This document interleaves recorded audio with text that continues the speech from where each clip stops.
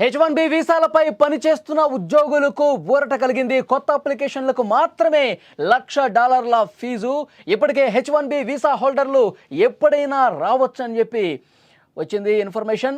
2026 నుంచి ఇచ్చే H1B వీసాలకే కొత్త ఛార్జీలు ప్రస్తుత వీసాదారులకు రెన్యువల్కు వర్తించదని క్లారిటీ చేశారు. అమెరికా బయట ఉన్న వాళ్ళు టెన్షన్ పడొద్దని, కొత్త వీసాదారులకు మాత్రమే ఈ రూల్ వర్తిస్తుందని ప్రకటన వచ్చింది. డొనాల్డ్ ట్రంప్ దెబ్బకు దిగొచ్చాడు. డొనాల్డ్ ట్రంప్ తను ఏదైతే ఇబ్బంది పెడదామనుకున్నాడో దాని పర్యవసనాలు తెలిసొచ్చి ఒక్క దెబ్బకు కిందకి దిగొచ్చిన పరిస్థితుంది. H1B వీసాల విషయంలో నెలకొన్న గందరగోళంపై అమెరికా వైట్ హౌస్ క్లారిటీ చేసింది. అమెరికాలో ఉద్యోగం చేయాలి అనుకునే వారికి ఇచ్చే H1B వీసాల రుసుమును ఆ దేశ అధ్యక్షుడు డొనాల్డ్ ట్రంప్ $1,00,000కు పెంచడం ప్రపంచవ్యాప్తంగా పెను సంచలనమే సృష్టించింది. ట్రంప్ నిర్ణయం ఎంతోమంది ఉద్యోగార్థులపై ప్రభావం పడనుందని నిపుణులు భావిస్తున్నారు. మరోవైపు తక్షణం యుఎస్కు వచ్చేయాలంటూ అక్కడి టెక్ కంపెనీలు తమ ఉద్యోగులకు ఈమెయిల్స్ కూడా పంపించాయి. ఈ గందరగోళం నేపథ్యంలో ట్రంప్ తీసుకొచ్చిన నిబంధనపై White House press secretary Caroline Leavitt X వేదికగా స్పష్టత ఇచ్చారు. H1B వీసాపై విధించిన $1,00,000 రుసుము ఏదైతే ఉందో అది వార్షిక ఫీజు కాదు అని చాలా స్పష్టంగా చెప్పారు. వన్ టైం ఫీజుగా దాన్ని చెప్పారు, వార్షిక ఫీజు కాదు అని కూడా చాలా స్పష్టంగా చెప్పిన పరిస్థితుంది. ఇప్పటికే ఈ వీసా కలిగి ఉండి అమెరికా బయట ఉన్నవారు భయపడాల్సిన అవసరం లేదని, వారిపై ఈ $1,00,000 రుసుము విధించబోమని చెప్పారు. వాళ్ళంతా ఎప్పట్లాగే అమెరికా నుంచి బయటకు వెళ్ళి తిరిగి రావచ్చని, కొత్త నిబంధన వారికి అసలు వర్తించదని చెప్పారు. ఈ వన్ టైం $1,00,000 రుసుము ఇకపై కొత్త H1B వీసాకు దరఖాస్తు చేసుకునే వాళ్ళకు మాత్రమే అమలు చేస్తామని, ప్రస్తుత వీసాదారులకు రెన్యువల్కు వర్తించదని చెప్పడంతో కాస్త ఉపశమనం కలిగినట్లయింది. నిన్నటి వరకు అందరూ టెన్షన్ పడ్డ పరిస్థితుంది. అమెరికాకు వెళ్ళి అక్కడ ఉద్యోగం చేయాలంటే $1,00,000 పే చేయాల్సిందే అని చెప్పి ఇది అందరికీ వర్తిస్తుందేమో, ఇప్పుడు ఆల్రెడీ H1B వీసా ఉన్న వాళ్ళు కూడా ఈ $1,00,000 కట్టాల్సిందేమని చెప్పి భయపడిపోయిన పరిస్థితుంది. చాలామందిలో ఆశలు పూర్తిగా అడుగంటిపోయినటువంటి పరిస్థితుంది.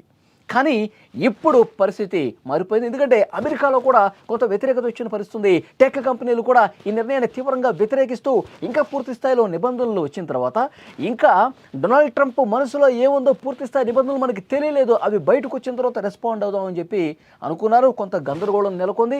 ప్రపంచం మొత్తం కూడా ఒక్కసారిగా ఈ డెసిషన్తో షాక్ అయిపోయిన పరిస్థితుంది.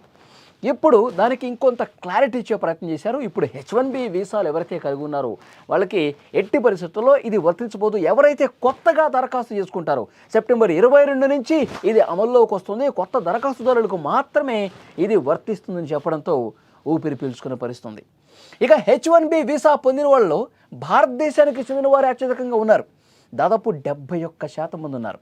తాజా వివరాల ప్రకారం భారతదేశానికి చెందిన వారు 2,32,974 మంది ఉండగా, చైనా దేశానికి చెందిన వారు 51,787 మంది ఉన్నారు. ఆ తర్వాతి స్థానంలో కెనడా దేశానికి చెందిన వారు 9,423 మంది ఉన్నారు. దక్షిణ Korea 4,200, Mexico 3,646, Nepal 2,629, Brazil 2,567, Pakistan 2,551, Philippines దేశం నుంచి 2,460 మంది ఉన్నారు. ఇప్పటి వరకు అన్ని రకాల ఫీజులు కలిపితే H1Bకి చెల్లించేది $1,500 అంటే 1.32 లక్షలు మాత్రమే. ఇప్పుడు తాజాగా డొనాల్డ్ ట్రంప్ తీసుకున్న నిర్ణయం వల్ల ఇక నుంచి H1B వీసాకు దరఖాస్తు చేసుకునేవారు $1,00,000 వన్ టైం ఫీజుగా చెల్లించాల్సిన పరిస్థితుంది. అంటే దాదాపు 88 లక్షల రూపాయల వరకు ఈ వన్ టైం ఫీజుగా చెల్లించాల్సిన పరిస్థితుంది. డొనాల్డ్ ట్రంప్ ఎందుకని తీసుకొచ్చాడు, ఏం చెప్తా ఉన్నాడు?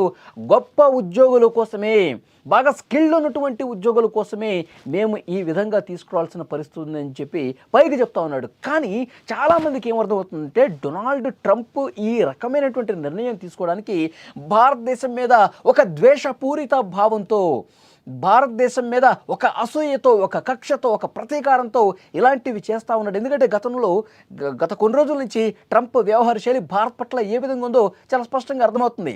ఇక్కడ ఇంతకుముందు నేను మీకు చెప్పినట్టు 78% మంది H1B వీసా కలిగి ఉన్న వాళ్ళు 78% భారతీయులు ఉన్నారు. అంటే తర్వాత స్థానంలో చైనా వాళ్ళు ఉన్నారు. భారత్ చైనాని ఇబ్బంది పెట్టడం కోసమే డొనాల్డ్ ట్రంప్ దీన్ని తీసుకొచ్చాడు అని పెద్ద స్థాయిలో చర్చ జరిగింది. ముఖ్యంగా మన దేశానికి సంబంధించినటువంటి ఉద్యోగుల్లో ఒక తీవ్రమైనటువంటి ఆందోళన రేకెత్తిన పరిస్థితుంది. ఇక అమెరికా వెళ్ళి జాబ్ చేసుకున్నటువంటి ఆశను పూర్తిగా వదిలేసుకున్నటువంటి సిచ్యువేషన్ అయితే కనిపించింది. ఆల్రెడీ ఇప్పుడు ఉద్యోగాలు చేస్తున్న వాళ్ళు, వీసాలు ఆల్రెడీ కలిగి ఉన్న వాళ్ళు కూడా పూర్తిగా భయపడిపోయినటువంటి పరిస్థితుంది. కానీ డొనాల్డ్ ట్రంప్కి దాని పర్యవసనాలు ఏ విధంగా ఉంటాయో చాలా స్పష్టంగా అర్థమైనట్టుంది. అందుకే వెంటనే యూటర్న్ తీసుకున్నటువంటి పరిస్థితుంది. ఇది కేవలం ఇక మీదట ఎవరైతే రెన్యువల్ చేసుకుంటారో, ఇక మీదట ఎవరైతే కొత్తగా దరఖాస్తులు తీసుకుంటారో వాళ్లకు మాత్రమే అని చెప్పి మళ్ళీ యూటర్న్ తీసుకోవడానికి కారణం, భారత్ని ఇబ్బంది పెడితే అమెరికా అంతకు రెట్టింపు స్థాయిలో ఇబ్బంది పడుతుంది అని చెప్పి ఆయన గ్రహించాడు. కాబట్టి వెంటనే ఈ డెసిషన్ తీసుకున్నాడని కూడా చాలా స్పష్టంగా అర్థమవుతుంది. గత కొన్ని రోజుల నుంచి భారత్ పట్ల ఆయన మొండి వైఖరి ఏ విధంగా ఉందో అర్థమవుతుంది. భారత్ పాకిస్తాన్ యుద్ధం జరిగినప్పుడు యుద్ధాన్ని నేనే ఆపాను అని అబద్ధాలు చెప్పాడు, 4-5 సార్లు చెప్పాడు. మన ప్రధాని మోదీ గారు ఫోన్ చేసి ఈ విషయంలో మీరు కలగజేసుకోవద్దు, ఈ 2 దేశాల సైనిక ప్రతినిధులే యుద్ధాన్ని ఆపేసే అంటే ఆయన యుగో హట్ అయిపోయింది. సరే మీరే యుద్ధం ఆపేసుకున్నారని చెప్పి చెప్పాల్సినటువంటి పరిస్థితి ఏర్పడింది. అక్కడ యుగో హట్ అయింది. తర్వాత రష్యా యుక్రెయిన్ యుద్ధం విషయంలో మనం రష్యా నుంచి చమురుకుంటున్నామన్న ఉద్దేశంతో రష్యా యుక్రెయిన్ యుద్ధానికి పరోక్షంగా భారతే కారణం అని చెప్పి మన మీద సుంకాలు విధించిన పరిస్థితుంది. అక్కడ మనం చెప్పినా వినట్లేదని అక్కడ యుగో హట్ అయినటువంటి పరిస్థితుంది. ఇలా ఒకదాని తర్వాత ఒకటి డొనాల్డ్ ట్రంప్ మన మీద కోపాన్ని పెంచుకొని భారత్ను మళ్ళీ మనం ఏ విధంగా ఇబ్బంది పెట్టాలి. మొన్న కూడా డ్రగ్స్ విషయంలో కూడా ప్రస్తావన తీసుకొచ్చాడు కదా. భారత్ వల్లే అమెరికాలోకి డ్రగ్స్ వస్తామని, ఆ జాబితాలో భారతదేశం ఉంది అని మంది ఒక డ్రగ్స్ దేశంగా ప్రొజెక్ట్ చేసే ప్రయత్నం చేశాడు. అంటే ప్రతి విషయంలో ఎక్కడ భారత్ని బద్నాం చేయాలి, ఎక్కడ భారత్ని ఇబ్బంది పెట్టాలి, భారత్లో ఉన్నటువంటి ఇక్కడికి వచ్చి పనిచేసే వాళ్ళ ఉద్యోగుల్ని ఏ విధంగా ఇబ్బంది పెట్టాలంటే భారత్ని తన ట్రాప్లోకి తీసుకురావడానికి, మోదీని తన దారిలోకి తెచ్చుకునేందుకు సర్వశక్తులు పన్నుతున్నట్టుగా కనిపిస్తోంది.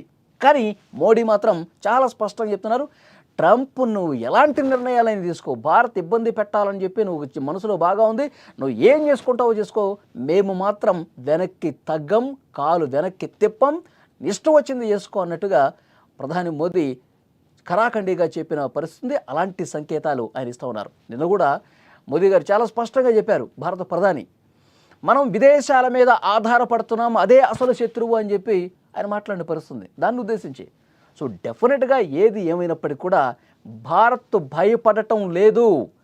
ట్రంప్ యూటర్న్ తీసుకున్నాడంటే ట్రంపే భయపడ్డాడని దీన్ని బట్టి మనం అర్థం చేసుకోవాలి.